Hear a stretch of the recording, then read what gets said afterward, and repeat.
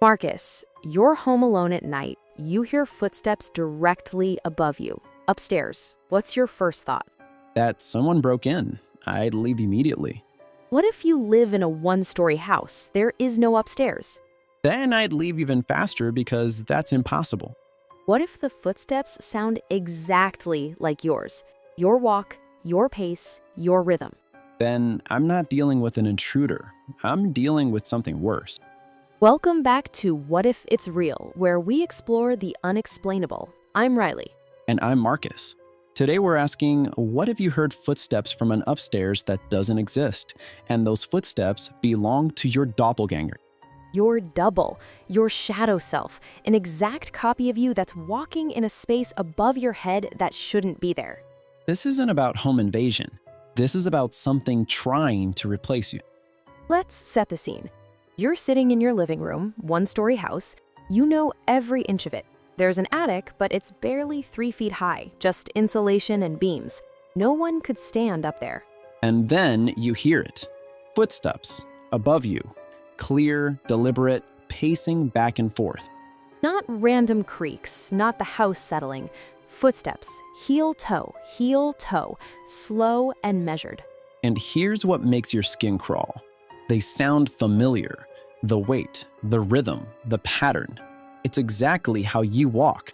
Your first instinct is to rationalize. It's pipes, it's an animal, it's anything except what it sounds like. But you know your own footsteps. You've heard yourself walk across rooms your entire life. And this is you. So you go check the attic. You pull down the ladder, climb up with a flashlight, and it's exactly what you expected. Empty, low ceiling, nowhere for anyone to stand. And the footsteps continue, even while you're up there. You can hear them coming from above the attic, from a floor that doesn't exist. This is our first revelation. In doppelganger folklore across German, Irish, and Nordic cultures, the double doesn't need physical space. It creates its own reality, its own geometry. It's not bound by architecture. It exists in the space between what is and what should be. So you climb back down. The footsteps are still happening, and now you have to make a choice. What do you do? Folklore is very clear on this. Rule number 1, do not confront it. Do not go looking for it. Do not acknowledge it. Because in every version of this legend, acknowledgement gives it power. The moment you say, "That's me up there," you complete the mirroring. Recognition equals invitation. Once you accept that it exists, once you validate its presence, you've given it permission to continue. So what do you do instead? You ignore it? As much as possible, you don't speak to it. You don't call out. You treat it like it's not there. But that's so hard. You're sitting in your living room listening to yourself walk around upstairs. How do you just ignore that? You focus on survival, not curiosity. Curiosity is what gets you killed in these stories. Okay, so you're not confronting it. What's step 2? Rule number 2, change your patterns immediately. Doppelgangers feed on routine. They learn you by watching your habit. So if you always sleep in your bedroom, sleep on the couch tonight. If you always leave at 8 a.m., leave at 7:30. If you always lock the front door, use the back door. Break the echo. Don't let it predict you. That makes sense. If it's copying you, you stop being predictable. But how long do you keep that up? As long as the footsteps continue, as long as it's in your house. Which brings us to rule number 3. Avoid mirrors and reflections, especially at night. Mirrors are confirmation devices in folklore. If you see your doppelganger reflected, you've sealed the bond between you. It's like looking at Medusa. The moment you make eye contact through the reflection, it's over. So you cover your mirrors. You avoid windows at night. You don't look at anything that could show you your own reflection. What if you accidentally see it? What if you catch a glimpse in a darkened window? Then you look away immediately. You don't study it. You don't confirm what you saw. You move on. This is our second revelation. Doppelgangers exist in the space of recognition. They become real when you acknowledge them. Your perception is what gives them form.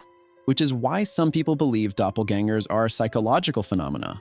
Your brain creating a copy of yourself as a manifestation of stress or dissociation. But that doesn't explain the footsteps. That doesn't explain other people hearing them or seeing your double. Right, so we're treating this as real. Something is up there, something that looks and sounds like you. Okay, rule number 4, ground the space. Use salt, bells, sound, anything to disrupt the mimicry. Different cultures do this differently. In European folklore, you'd put salt lines at thresholds to prevent it from crossing into your space. In other traditions, you'd ring bells or make loud, deliberate sounds to break the echo it's creating. And in the morning, you open all the windows. Fresh air and sunlight are symbolic eviction. Does that actually work, though, or is it just psychological comfort? In folklore, it works because belief makes it work. If you believe salt creates a barrier, then in the logic of these stories, it does. So you're performing a ritual. You're using the rules of folklore to protect yourself.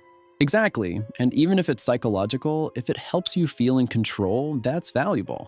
All right, so you've covered mirrors, you've changed your routine, you've put down salt. The footsteps are still happening. What's next? This is where it gets worse. You start noticing other things. Like what? Objects out of place, your keys where you didn't leave them, your jacket hanging on a different hook, your coffee mug in the sink when you know you put it in the dishwasher. Someone's been in your space, moving your things, using your stuff. But it's not just someone, it's you, or something pretending to be you, and it's learning your life. That's when you realize the footsteps aren't random. It's not just pacing, it's practicing. It's walking your roots, learning your gait, perfecting the imitation. And then one night you hear something new. Not footsteps, your voice. Coming from upstairs, from the room that doesn't exist, you hear yourself talking. You can't make out the words, but the tone, the cadence, it's unmistakably you. And that's when folklore says it's time to leave.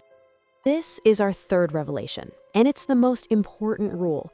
If the doppelganger starts imitating you, your walk, your voice, your habits, the house no longer belongs to you. You don't pack, you don't explain, you just go. Many legends say survival comes from leaving without looking back. But where do you go? A hotel, a friend's house? How long do you stay away? Until you're sure it's gone. Some folklore says 3 days, some says a full lunar cycle. Some say you never go back. Never? You just abandon your home? If the alternative is being replaced, yes, because that's what a doppelganger wants. Not your body, not to hurt you, it wants your place. Your bed, your footsteps, your life continuing without you. And here's why the lack of an upstairs makes it worse.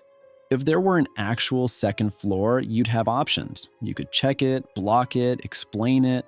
But without one, you can't locate it, you can't confront it, you can't even conceptualize where it is. The house has become a liar. And in doppelganger stories, once reality lies to you, identity is next. So what's the end game? Let's say you leave. You stay at a friend's place for a week. Can you ever go back? Folklore says you can, but only if you reclaim the space correctly. You enter at sunrise, you open every window and door. You make noise. You're announcing your presence. You're saying, I live here, not you. And you check for signs. Are things still being moved? Do you hear footsteps? Is there any indication it's still there? What if it is? What if you come back and it's still walking above you? Then you have 2 choices. You leave permanently, or you perform a more aggressive banishment. Which involves what? This is where it gets interesting. Some folklore says you can banish a doppelganger by sending something else after it. Wait, like what? Another spirit? Exactly. If you have a bigger problem, you introduce it to a different problem. Like, I don't know, summoning Bloody Mary and pointing her at your doppelganger. Are you seriously suggesting we sick one vengeful spirit on another? I'm saying folklore has documented cases of people using this strategy. You want to haunt my house? Fine, but she's already here and she's angrier than you. That's the most chaotic solution I've ever heard, and also kind of brilliant. It's the supernatural equivalent of introducing an invasive species to deal with another invasive species. Might work, it might make things catastrophically worse.